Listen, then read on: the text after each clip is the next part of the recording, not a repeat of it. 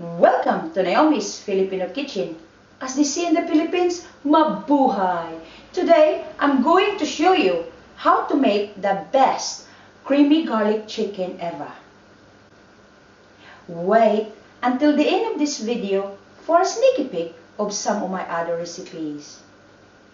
Here are the ingredients of today's dish: chicken stock, garlic, cooking oil, ground black pepper, salt, paprika, parsley flakes, and cream coconut. This chicken is so delicious, it can be served with rice, potatoes, pasta, vegetables, or whatever you fancy.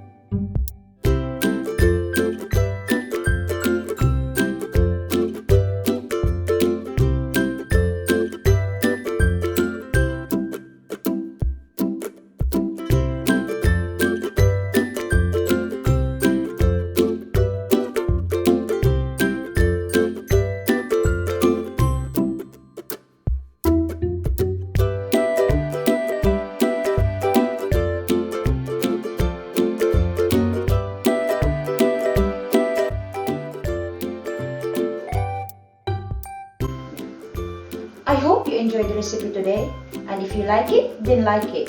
If you love it, then please subscribe.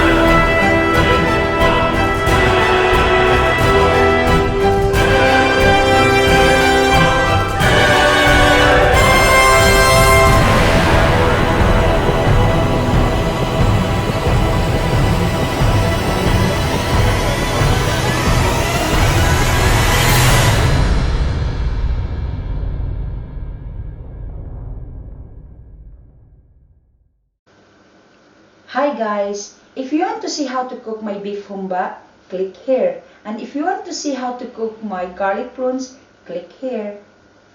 Bye for now. See you soon.